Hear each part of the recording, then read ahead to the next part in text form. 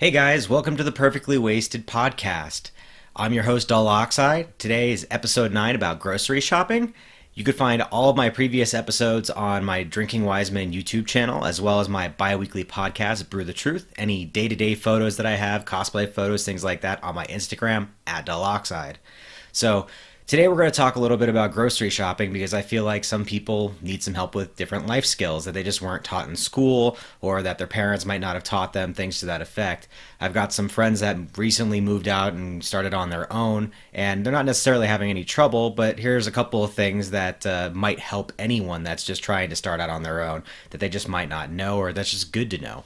So to start with, grocery shopping. You need groceries. Everyone needs groceries. Everyone has budgets and things like that that they need to be able to meet and make so that they can survive.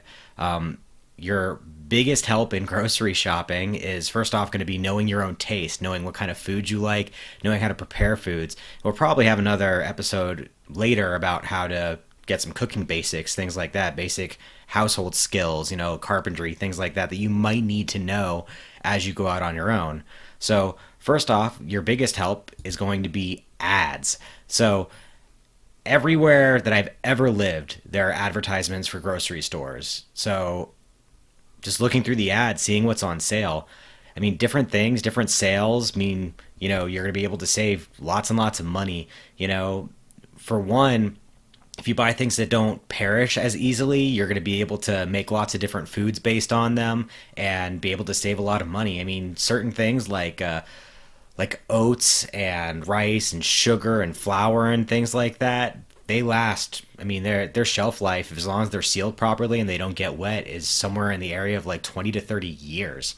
So you're going to find that a lot of these things are going to have different expiration dates and best by dates on them, but realistically, as long as you keep them properly, they can last a really long time.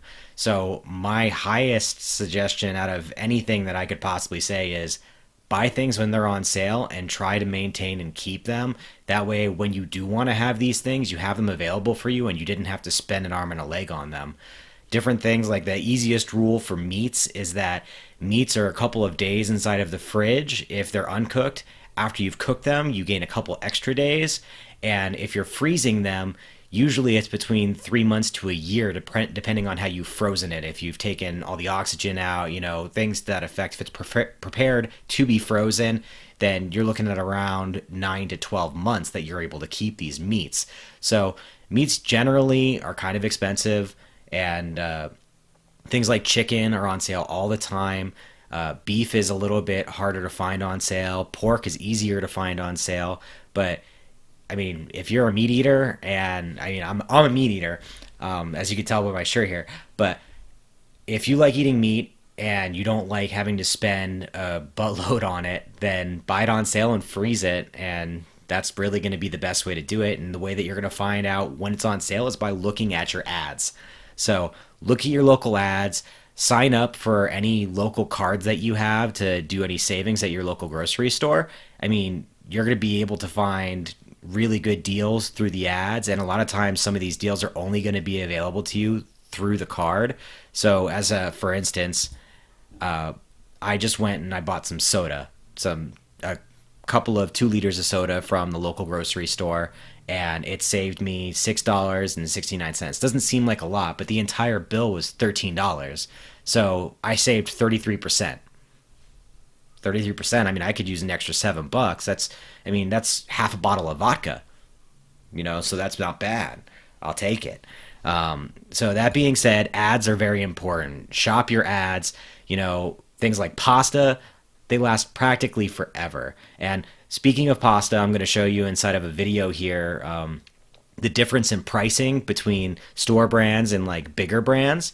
So let's go ahead and we'll move on to that real quick.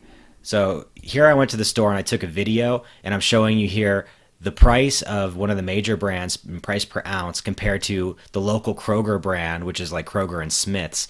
And the price differential is pretty ridiculous. And it's going to go on loop here, so you'll be able to see it a couple times. 9.31 cents per ounce compared to 6.25 cents per ounce. Okay, so I mean, you'll notice, look at the noodles there. All right, and now let's look at these noodles. They really don't look too different. And honestly, if they're made out of the same things, you're going to notice they're going to taste probably about the same. So we're going to go ahead and move over to this here, and we're going to talk a little bit about pricing in units, ounces, pounds, things like that. So what you need to know is that most of the time it's whatever the measurement on the packaging is what you're being charged by. So in this case, we're looking at chicken wings. These chicken wings are $2.49 a pound. Okay, so that's per pound. And then, as we saw on those noodles earlier, they were by ounce. So really, what you're looking for is it's not rocket science, as you could tell by the video. You're looking at one thing that's right next to the other thing. All noodles are generally in the same area. All chicken and meats are generally in the same area. All milks and other dairy is generally in the same area. You're going to see a couple of things that are different prices, and you're going to see a couple of things that are really similar in price. Sometimes you'll be able to find like these noodles on sale for the same price as the store brand noodles. And what do you do then? You buy whichever one you like more. You're going to have to experiment and find out which ones you like more. But you know what? When it comes to things like noodles, for instance, I really have never. There's one of my little co-hosts there, Star, in the background, making a mess behind me. Taste is going to be a big factor. Some things you're going to notice taste in. Store brand soda versus like Coca-Cola and Pepsi does taste different, but give it a try first before you decide automatically that you don't like it, because it's a pretty big saving. I mean, as you could see from the price per ounce between the different noodles, it's about a 33% saving just on that. So I mean, if you're just looking at this here, it's 6.25 and then compared to 9.31, same amount of noodles, but you're saving, it's a 50-cent saving for the same amount of packaging as the other one. You're getting 16 ounces, same amount of noodle, same ingredients. It might taste slightly different, but I mean, like I said, you're saving about 30%. So definitely worth trying things like that.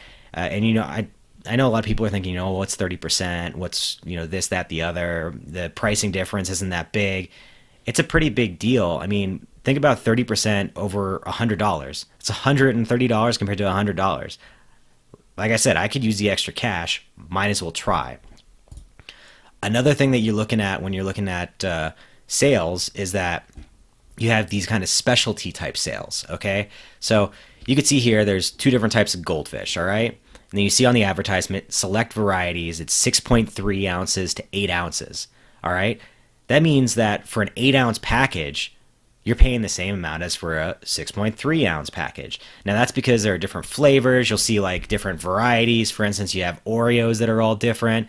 Some of those packaging when it's seasonal is the same price, but it's less ounces, which means you're getting far less Oreo, which is kind of shitty. But sometimes, you want that pumpkin spice Oreo, or you want that red velvet Oreo more than you want the regular Oreo.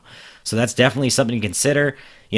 Maybe the flavor blasted extra cheddar and the regular cheddar have different ounces, and really you can't tell too much of the difference. So you just get the regular cheddar because it's a little bit more for a little bit cheaper, because why not?